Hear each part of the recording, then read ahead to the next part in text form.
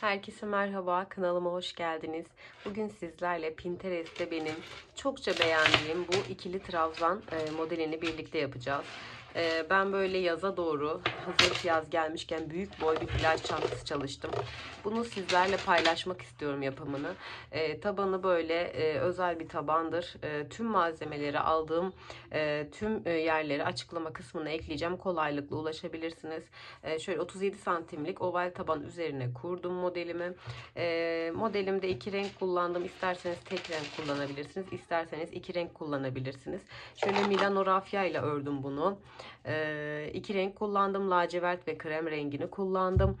200 gram krem renk gitti. 200 gram da lacivert renk gitti. Bu kadar da arttı. Ona göre ayarlayabilirsiniz. Çantamda şöyle kuş gözü yaptım. Yine çantamın içinde astarım. Videolarım kısmında astar videom da var. Oradan faydalanabilirsiniz. Aynı yöntemle yaptım. Çantamda şöyle zincir aksesuarlar hiç kullanmıyorum biliyorsunuz. Farklılık olsun istedim.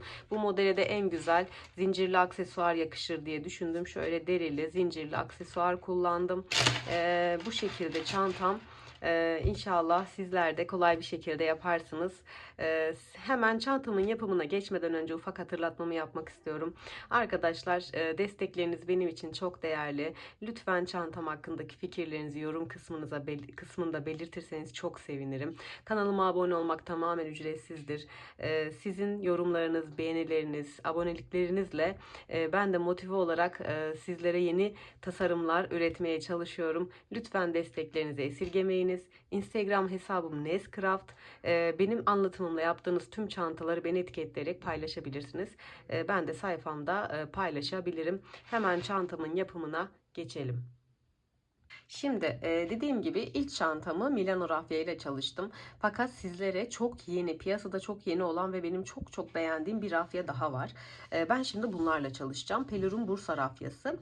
Yine aldığım sayfaları açıklama kısmına ekleyeceğim. Bu çantam için de ekleyeceğim. Bu çantam Angel Çanta Butik sayfasından. Şimdi yeni yapacağım çantam ve iplerim de Asil Hobi çanta aksesuar sayfasından olacak. Her iki mağazanın da linkini ekleyeceğim. Asil Hobi'de Nez 10 kodunu kullanarak internet sitesinden Nez 10 kodunu kullanarak da %10 indirim alabilirsiniz bu arada. Tüm ürünlerde geçerli. İster mağazada isterse internet sitesinde tüm ürünlerde %10 indirimini kullanabilirsiniz. Hadi hep birlikte çantamın yapımında kullanacağımız malzemelere bakalım. Ben bunda 400 gram kullandım. Şimdi bu ipler 150 gramlık. Şimdilik 4 tane aldım. Yeteceğini düşünüyorum. Ne kadar kullandığımı yine videonun sonunda da belirtirim. Şöyle kiremit rengi ve krem rengini karıştırarak yapacağım. Bu defa 40 santimlik şöyle büyük tabanla çalışacağım. Diğeri 37 santimdi. Bu defa 40 santimlik tabanla çalışacağım. Yine krem renk çanta saplarım var. Aynı şekilde zincirli. 4 tane de halkaya ihtiyacım olacak. Şöyle 4 tane oval halka kullanacağım. Yine sayfadan hepsini bulabilirsiniz. 3,5 milim tığla başlayacağım. Hadi hep birlikte başlayalım. Şu detayı da belirtmek istiyorum arkadaşlar. Milano rafya bir tık ince olduğu için ben 37 santimlik tabanda tüm noktalara 4 tane yalancı trabzan battım. Her bir noktada 4 adet yalancı trabzan var. Yalancı sık iğne var. Bunu belirteyim. İpinizin kalınlığına göre bu battığınız sayıları kendiniz ayarlayabilirsiniz. Yenisinde de farklı sayılar kullanacağım. Çünkü ben ipimin kalınlığına ya da inceliğine göre sayıları değiştiriyorum. Sizlerle bunu paylaşmış olacağım. Haydi bismillah deyip başlayalım. Çantama her zaman köşe noktasından, kenar noktasından başlıyorum ben. Şöyle bir zincirle ipimi sabitleyeceğim. İpin dokusu yumuşacık, bir tık da deri görüntüsü ve deri havası var. Ben bu senenin favori ipi olacağını düşünüyorum. Hemen şöyle tam köşe noktasından başlayacağım. Bakın bura köşe noktam, şu ikisi. Hemen sayıları belirttim. Şuraya kadar köşe noktam olacağı için ben şu noktalara şöyle batarak başlayayım.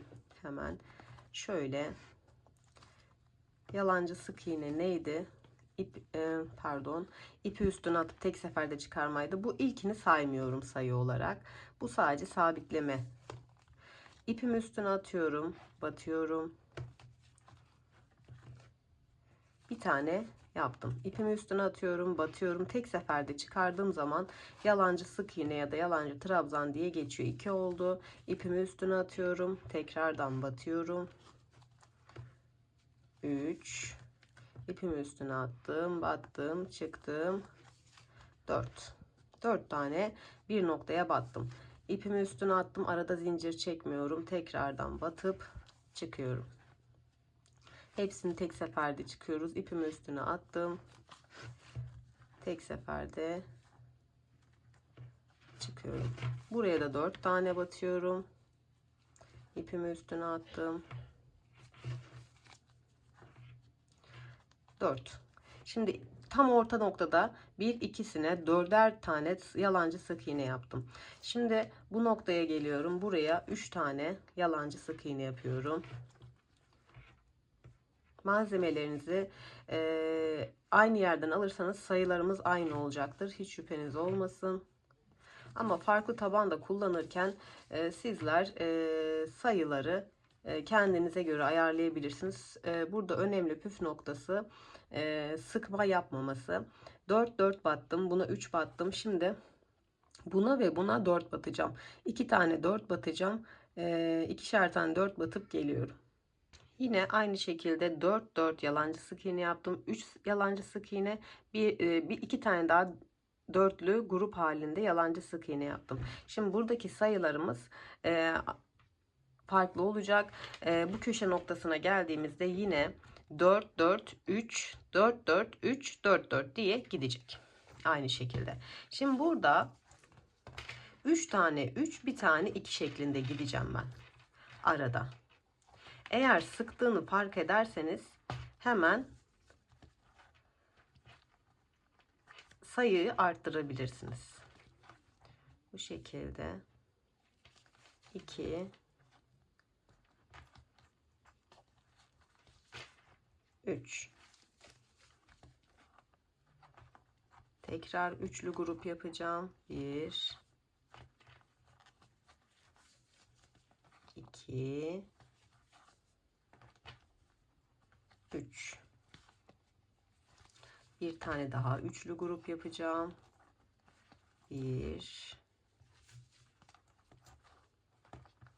2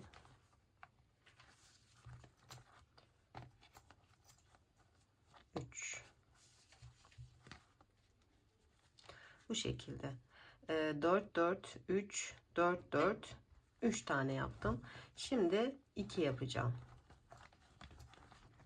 1 2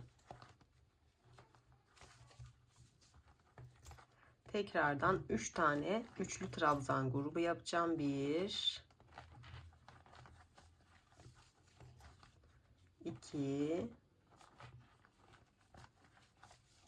3 burayı videoyu çok uzatmamak adına artık kesiyorum. 1 2 3 tane üçlü yalancı trabzan grubu yaptım. 2 tane yapıyorum. 3 tane yapıyorum. 3 tane yapıyorum. Bir tane batıyorum. 3 tane yapıyorum. Bir tane ikili yapıyorum. Yani üçlü gruptan 3 tane yapıyorum. İkili gruptan bir tane. Üçlü gruptan 3 tane. İkili gruptan bir tane yapıyorum. Ta ki bu köşe noktasına kadar. Bu köşeye gelince yine sizlerle paylaşayım. Kafanız karışmasın. Evet. Dediğim gibi yaptım. Şöyle göstereyim sizlere. 1 2 3 tane üçlü grup, pardon, şuradan bir tane ikili, bir tane 3 tane üçlü, bir tane ikili, 3 tane üçlü, bir tane ikili, 3 tane üçlü, bir ikili, 3 tane üçlü ve artık köşe noktasına geldiğim için buraya ne yapıyorduk?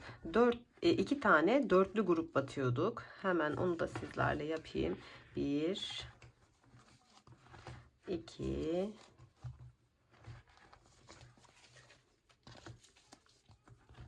3 4 köşelere fazla batmamızın sebebi köşelerde çok fazla kasma olduğu için bu köşeye de 4 tane batıyorum. Kasma yapıp toplanmasın, modelimiz çirkin gözükmesin diye bu şekilde buraları birazcık rahatlatıyoruz arkadaşlar. Şöyle dördüncüyü de yapıp tekrar döneceğim. Evet, 2 tane dörtlü yaptık. Ne yapıyorduk? Bir tane üçlü yapıyorduk köşede, kenar noktamda 1, 2 ve 3. Tekrar 2 tane dörtlü yapıyorum. 1, 2, 3 ve 4. Bir tane daha dörtlü grup yapıyorum. Size diğer çantamın ölçüsünü vermedim. Hemen onun ölçülerini vereyim. Diğer çantam bundan yaklaşık bir 3 santim fazla olacak. Çünkü bunun tabanında 40 santimlik hazır taban kullanıyorum. Bu arada hazır taban kullanmak istemezseniz tabanını kendiniz örebilirsiniz. Ama böyle yumuşak rafyalarla yaptığınız modellerde ben hazır taban kullanmanızı tavsiye ederim. Şimdi 3 tane yalancı sık iğne yapıyoruz. 2 ve 3. 4 4 3 4 4 3. Şimdi tekrar köşe noktamda dörtlü grup halinde yapacağım. 1 2 3 4. 2 tane yapıyorduk dörtlü grubu, hemen yanındakine de 4 yapıyorum. Ve artık modelimizi yine alt tarafta kurduğumuz gibi 3 tane üçlü grup, bir tane ikili grup şeklinde yapıyoruz. Şimdi 3 tane üçlü yalancı sık iğne grubu yapacağım. Bir tane ikili, 3 tane üçlü, bir tane ikili şeklinde devam ediyoruz. Şu köşeye geldiğimizde 2 tane dörtlü grup yapıyoruz. Bir tane üçlü grup. Daha sonra birleştirmeyi birlikte yapacağız ama öncesinde hemen şöyle sizlere çantamın eninin ölçüsünü vereyim. Enimiz 48-49 santim. Çantamın boyunda şöyle tam ölçü alayım. 40 santimde çantamın, şöyle 40 santimde boyu var çantamın. Bu yeni yapacağım modelimin tabanı daha büyük olduğu için, daha büyük bir plaj çantası çalışmak istediğim için de 40 santimlik kullanacağım. Hemen burayı tamamlayıp geliyorum. Şimdi yaparken zorlanmayın diye sizlerle tekrar paylaşmak istiyorum. Şimdi karşısında 2 tane dörtlü batmıştık. Yine tam karşısına geldim. Bakın 2 tane dörtlü, bir tane üçlü batacağız son olarak. Şimdi hızlıca buraya dörtlü grubumuzu yapalım. 1 2 3 4. Milano rafya ile çalıştığım çantamda 3 milimlik tığ kullandım. Bunda bu rafyan bir tık kalın olduğu için 3,5 milim tığ kullanıyorum. Siz de ipinizin kalınlığına göre istediğiniz boyutta kalınlıkta tığ kullanabilirsiniz. Bu arada bu modeli istediğiniz iplerle çalışabilirsiniz. Rafya olmak zorunda değil. Ama ben böyle beğendiğim, sevdiğim ipleri zaman zaman sizlerle buluşturmayı seviyorum.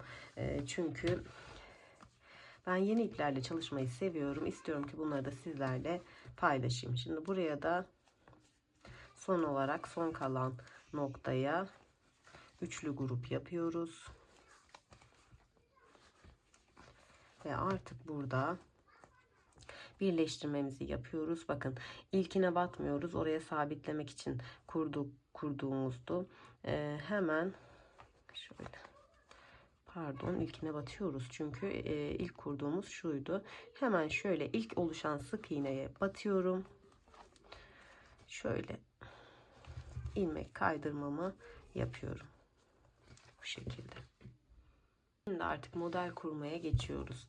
İlmek kaydırma yöntemiyle kurmuştuk. Şimdi 3 zincirle yukarıya çıkıyorum. 3. İpimi üstüne atıyorum. Bu benim ilk trabzanım sayılıyor. Hemen geri dönüyorum. Hemen sol tarafındaki terse dönüyorum yani.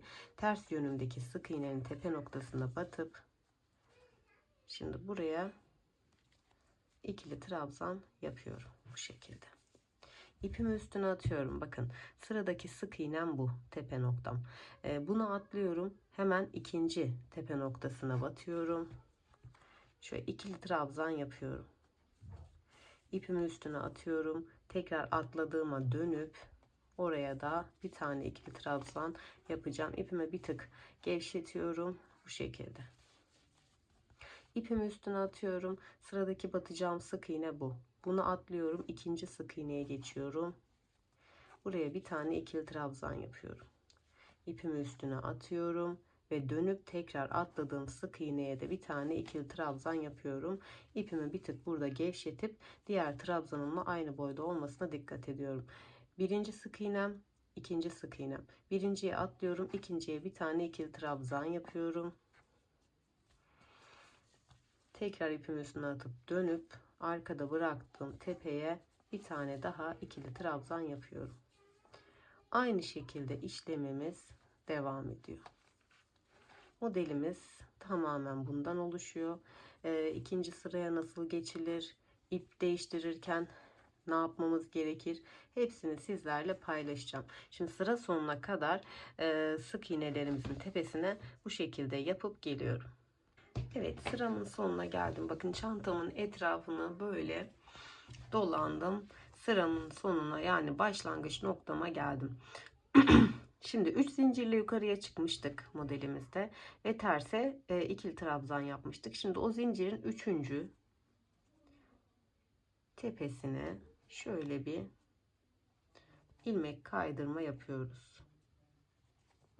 Daha sonra yanındaki sık iğne tepesine, yani trabzanın tepesine de bir tane ilmek kaydırma yapıyoruz. Ve burada diğer ipimize geçiyoruz. İpinizi kesmenize gerek yok. İpimizi kesmiyoruz. Birlikte öreceğiz. Bir sıra onu, bir sıra onu olacak şekilde. Şimdi burada şöyle ikisini birden alacağım. İkisini birden bir tane zincir çekiyorum. Bu şekilde. Şöyle ikisini birden çektim. Şimdi hangi renge geçiyorum? Krem rengine geçtiğim için bir zincir sayıyorum bunu. Şöyle şu yeni bağladığım ipi de buna bir kere düğüm atacağım, tek seferlik. Şöyle. Daha sonra bunu zaten sürekli üste çıktığımda kullanacağım. Hatta bir düğüm daha atabiliriz. Daha sağlam olması açısından. Şöyle bir zincir çekmiştik. 1, 2, 3 zincir. Şimdi burada 3 zincirle yukarıya çıktım. İpimi üstüne attım. İlk ilmek kaydırdığım noktaya tekrar dönüp, burası ilk sıramız, tekrar dönüp buraya bir tane daha ikili trabzan yapıyorum. Ve ikili trabzanımı yaptım. Şimdi artık bu yeni sıram. Her renk değiştirdiğimde bu işlemi yapacağım. Bu işlemi size tekrar göstereceğim. Bu ipimi koparmıyorum. Burada kalıyor. Üste çıkarken kolay bir şekilde çıkmak için. İpimi üstüne atıyorum. Bakın artık ikili trabzanlarım tepesinde 2 tane tepecik oluşuyor. Bu birinci tepecik, bu ikinci. Yani trabzanın tepesindeki sık iğne diyoruz biz bunlara. Birinciye atlıyorum. İkinciye geçiyorum. Modelin üstüne kuruyoruz. İpimi üstüne atıyorum. Atladığım sık iğneye tekrar döndüm. Bu şekilde bir tane daha ikili trabzan yaptım. İpimi üstüne attım. Sıradaki trabzan gruplarımın tepesine birinciye batmıyorum. İkinciye batıyorum.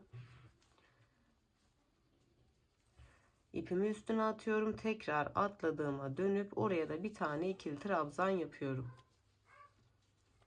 İpimi üstüne attım. Diğer grubuma gittim. Bir tane atladım. İkinciye bir tane ikili trabzan yapıyorum. Yani 2 defa da çıkarıyorum.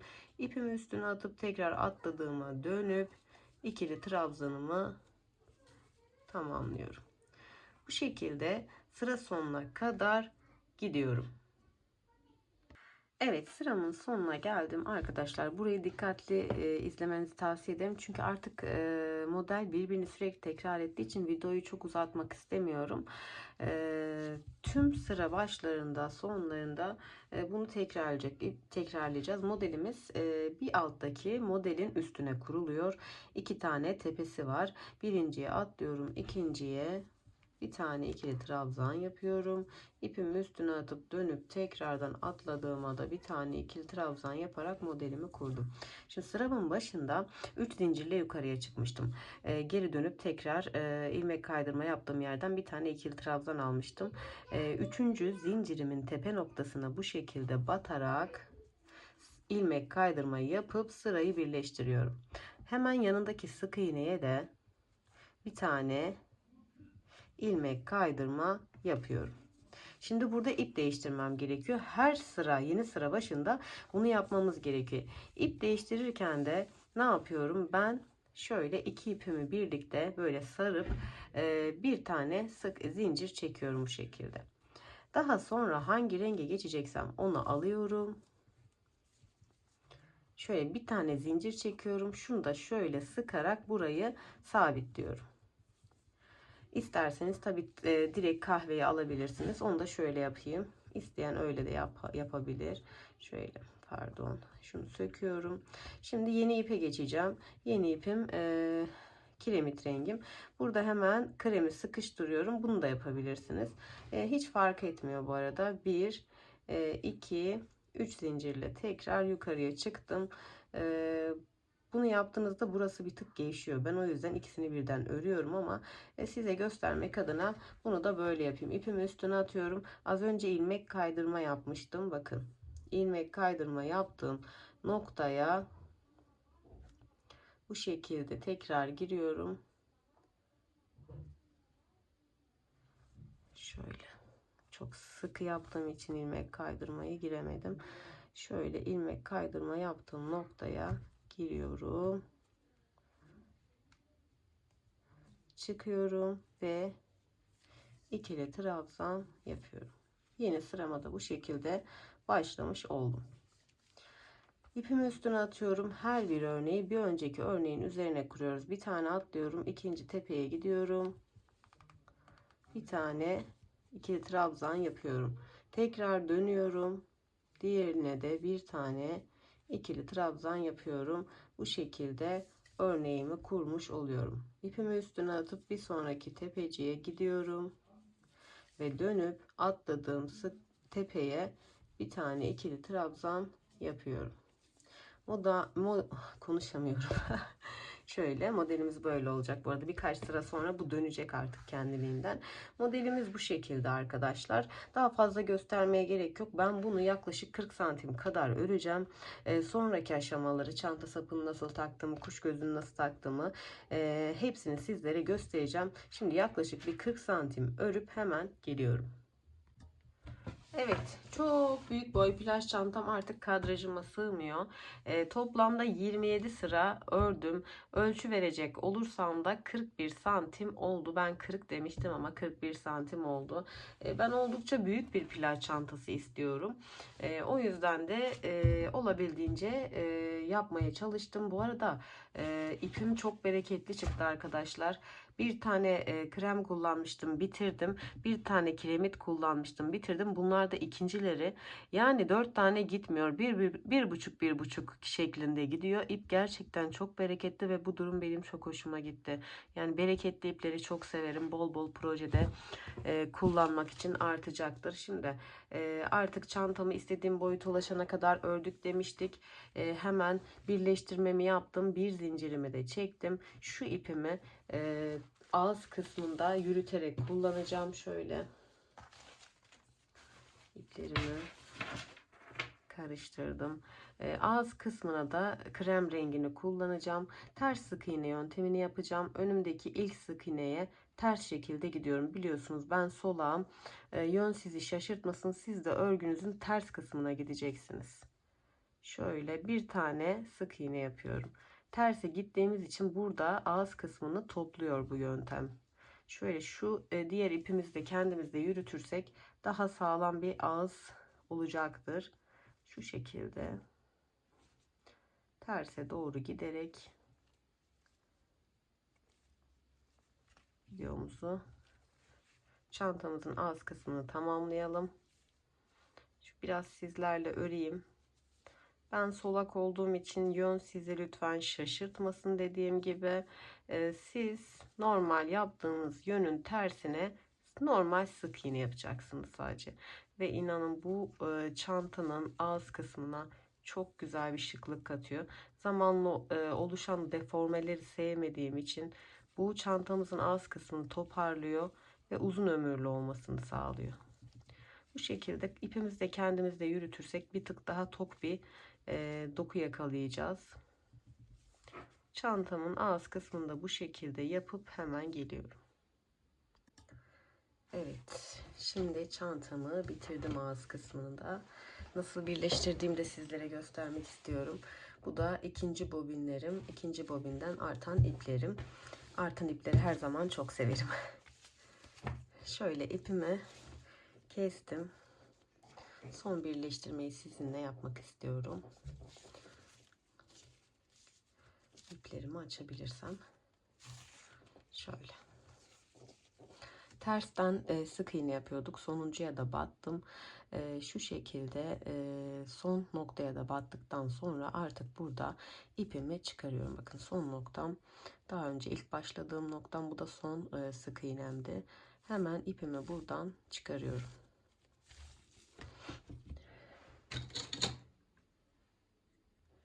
Şöyle bir iğne yardımıyla birleştirmeyi de sizlere göstereyim. Kolayca yapın. Ben çok temiz çalışmayı seviyorum. Bakın çantamın içinde, dışında hiçbir yerde bir kirli görüntü göremezsiniz. Yani astarsız da kullanabilirim ama astarlayacağım bu modeli. Şöyle ilk yaptığım noktaya ipimi böyle arkaya alıyorum.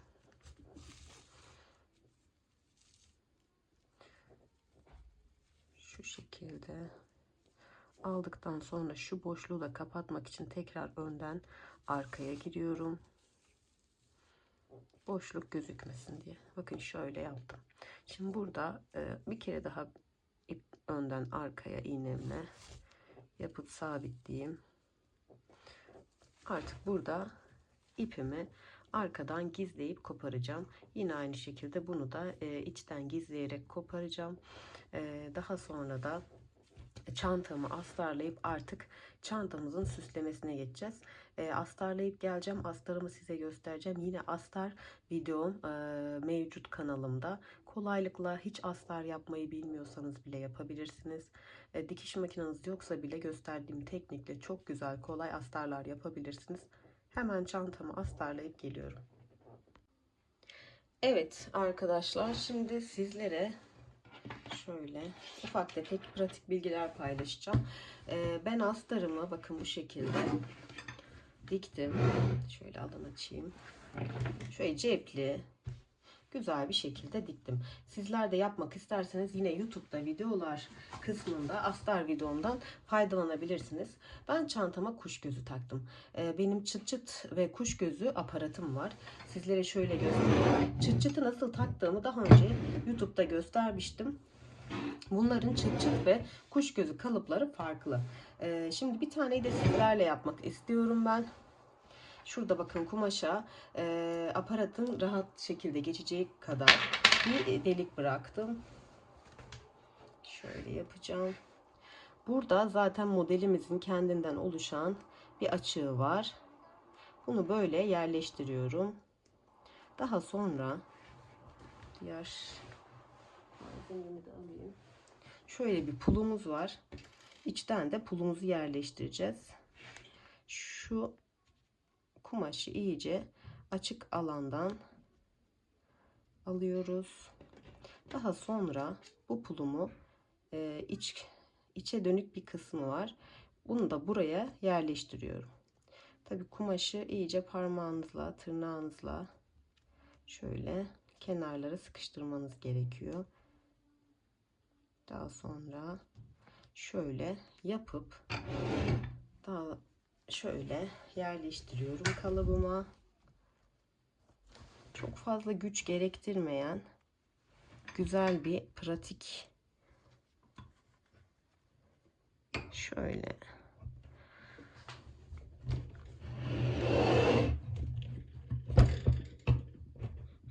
hafiften bir tık sesi gerekiyor. Bakın bu şekilde kuş gözümüzü taktık. Ben masaya zarar vermesin diye çok bastıramadım ama bunu yerde daha güzel bir baskı yapacağım buna. Böyle 4 tane kuş gözü açtım. Daha sonra çıt çıtlarımı da takacağım ve aksesuarlarına geçeceğim. Şimdi kuş gözlerimi taktım, bitirdim. Bir de çıt çıtı nasıl taktığımı sizlere göstermek istiyorum. Kumaşıma şu incelikte bir delik açtım. Bunu rahatlıkla geçirdim. Şimdi kalıplarımı da değiştirdim. Bu arada burada bakın incecik bir delik açtım. Bunu hemen içten takıyorum. Arkaya gönderiyorum. Şöyle. Bakın buradan ucu gözüktü. Bunun bir de böyle minik bir kapatması var. Bunu da buraya oturttum. Daha sonra bunu iki farklı kalıbı var. Bunu da buraya düşürdüm. Şöyle. Bunu da buraya bu şekilde basıyoruz. Bakın çıt çıtımı bu şekilde sabitledim. Şimdi bu kalıbı çıkarıyorum. Diğer kalıbı takıyorum. Bunun bir sürü kalıbı var bu arada. Her amaçta, yani farklı bir ton şeyi var bunun. Özelliği var. Bebe çıt çıtı, kuş gözü, kuş gözünün farklı boyutları. Bu şekilde. Bakın çıt çıtımı 2 saat dikmekle uğraşmıyorum. Pratik bir şekilde yaptım. Bu şekilde tamamladım. Bakın çok güzel oldu. Kuş gözlerimde karşılıklı denk gelecek şekilde. Şimdi çantamızın askısını takalım. Şimdi bu klipsleri takıyorum. Tam yuvarlak değil benimkiler. İsterseniz yuvarlak da tercih edebilirsiniz. Bunları kolay bir şekilde şöyle takabilirsiniz. Bu şekilde 4 tane taktım. Daha sonra çantamın saplarını takıyorum. Yine klipsimizin şöyle